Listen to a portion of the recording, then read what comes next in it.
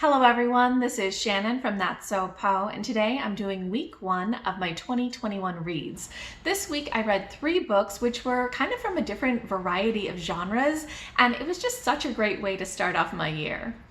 The first book that I finished was Red at the Bone by Jacqueline Woodson. I was so glad that I finally got to read this. I'd heard amazing things about it from Russell at Ink and Paper Blog, who I will link below, and I had read other books by Jacqueline Woodson that I'd loved, so I really strongly suspected I was going to like this, and I did. It was so good. So this is a sort of literary fiction, historical fiction that takes a look at a girl who is turning 16 and having sort of a coming out party. And she is the daughter of a woman who got pregnant when she was a teenager and didn't get to have her own coming out party because of that. And it really looks at the family dynamics between the daughter, the mother, the dad, and the grandparents. And each of them have their own backgrounds and their own things that they're working through. And so as the story unfolds, we learn more about each of their perspectives, and we get chapters from each of their perspectives and understand some of the baggage that each of them is bringing and some of the dreams and desires and hopes that each of them have, and how that is in many ways in conflict with the other members of the family. And it's just a really beautiful study of these family dynamics, of these characters, and also looks at a lot of issues of just sort of, I think in this family who is Black, kind of some of the hopes and some of the trials and tribulations and some of the frustrations that they have when certain decisions are made, and that history of their family and how that impacts the later generations and the decisions that are made, and how that can be something that is both a positive and sometimes a negative, that kind of family history. I thought that the characters in this were really excellent. They were all very complicated, very complex individuals who had a lot of flaws as well as a lot of good aspects to them. It was just really, really beautiful, really beautifully written. It's actually quite a short novel. I thoroughly enjoyed this. If I get a chance, I will do a standalone review, but I'm not positive if I will have time because I have a lot of other videos that I'm planning to make over the next couple weeks, so I might get a chance to do it, but no promises. I gave this 5 out of 5 stars, and if you like literary or historical fiction, I definitely recommend it.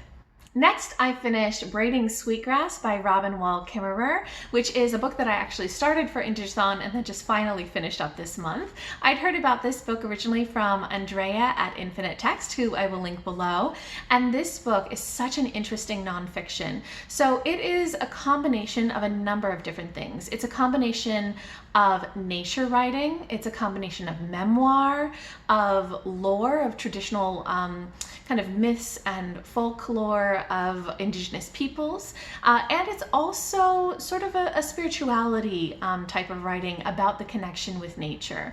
I thought that this was a really, really fascinating nonfiction book that makes you care about nature. When you read this, you are so immersed in this idea of reciprocity with nature, the idea of caring for nature as nature cares for you.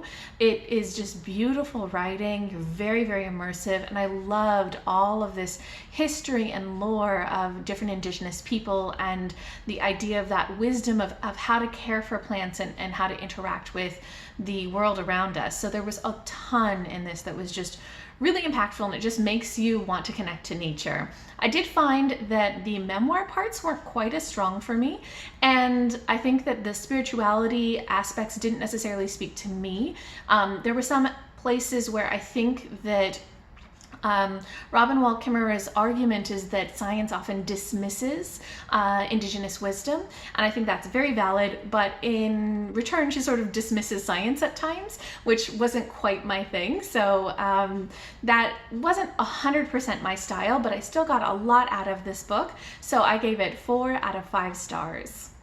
And lastly, I finished Spook Lights by Royce. This is a short story collection of Southern Gothic stories. So Royce is somebody that Sush and I had heard talk at FIYAHCON and really enjoyed everything she had to say. So we got the short story collection and it was so good. I really enjoyed it. There were a ton of different stories, and the overarching theme of a lot of this is this Southern Gothic feel. So it's all of these sort of magics and folklore and myths and beliefs in the South, also mixed with this kind of Gothic horror, which is all about you know, a lot of things about retribution and vengeance and people messing around with magic that they really shouldn't be. So it was really cool. I loved the atmosphere. Most of these stories also were more on the atmospheric horror side rather than on anything that was like gory or violent. So if you're not somebody who likes gore or violence, almost all of these stories should work for you. There were just a couple that were a little bit much for me, but almost all of these I just really loved the atmosphere, and I loved that idea of like retribution. It reminds me a lot of the reason why I like Edgar Allan Poe so much. A couple of the stories in particular that I thought were just excellent were Doc Buzzard's Coffin, which is about these two kids and their mom and their uncle, and some retribution against somebody who's not so great, and also the police involvement, also not so great. I'm pretty sure that this story is actually a precursor to a new book that she has coming out called Root Magic. I think that's coming out this month, and I'm really excited about it. I have requested my library buy a copy, so I'm excited to read it, and I thought it was excellent. If you are interested in reading that kind of middle grade Southern Gothic, definitely try to get your hands on that, because I bet it's going to be really good based on this story. A couple of the other stories that I thought were really great were 9 Mystery Rows and Since Hatchet Was a Hammer, where both of these focus on the sort of justice that comes to men who abuse their wives, and oh, it was just excellent to read. Like I said, I like that kind of retribution style of horror. It's something that speaks to me, I guess.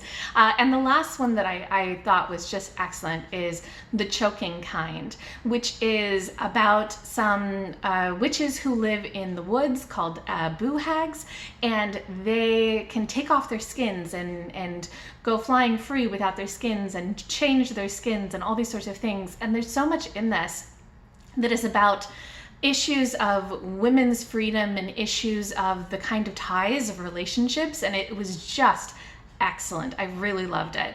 So not every story in this worked for me, but so many of them did. So I gave the collection 4 out of 5 stars overall. Okay, so those are all of the books that I finished this week. If you guys have read any of these, if you have any thoughts, any ideas, any recommendations, anything at all, go ahead and leave me a comment down below.